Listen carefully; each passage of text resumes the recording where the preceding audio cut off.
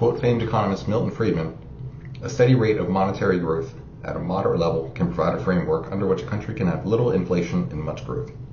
This is true, and all we need to do to control inflation is control the money supply. Why are we experiencing higher levels of inflation relative to pre-COVID pandemic? For this assignment, I chose to look at inflation because it is something that affects us all, particularly in the last several years. To address the topic, I chose to look at key fiscal and monetary tools used by the government to influence the rate of inflation. I've limited the scope to several key variables over which the government has control, excluding those in the private sector.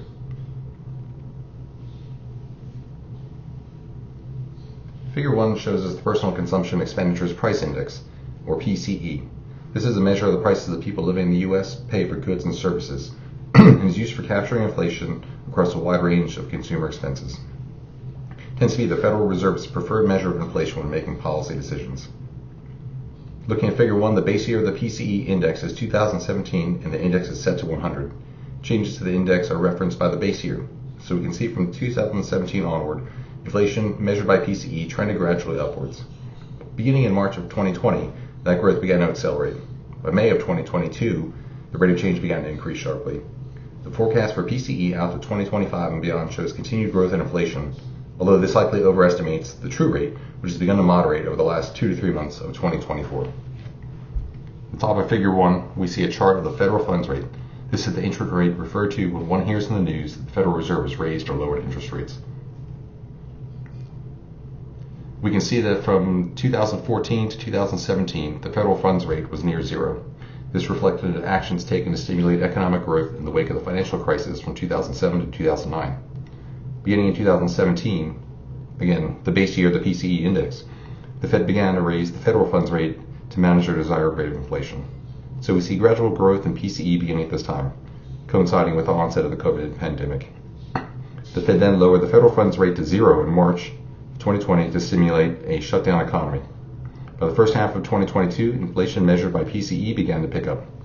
The Fed thus raised interest rates sharply to head off this increase before it became too severe. Moving to Figure 2, we look at the comparison of the PCE index versus the supply of money in the financial system. M2, as it's known, is a key measure of the physical supply of currency in the financial system. Control of the money supply is one of the Federal Reserve's primary tools for managing inflation.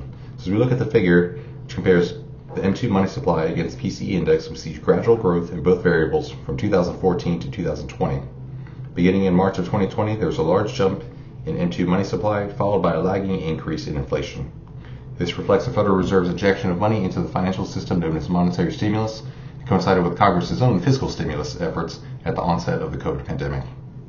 From the end of 2020 to the middle of 2022, the money supply continues to increase significantly and peaks in June of 2022.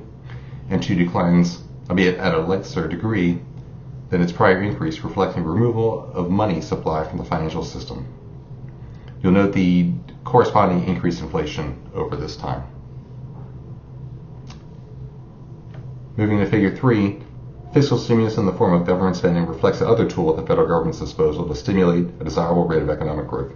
Government spending represents a constituent factor of measuring GDP, and there's a proportional relationship between government spending, economic growth, and the rate of inflation. Figure 3 depicts government spending compared to the PCE index beginning in 2020. We see a massive spike in stimulus, jumping to $2.6 trillion as the government attempted to stimulate the economy at the start of the COVID pandemic. For the next 3 years, federal spending varied widely but remained well above historical average over the last 10 years.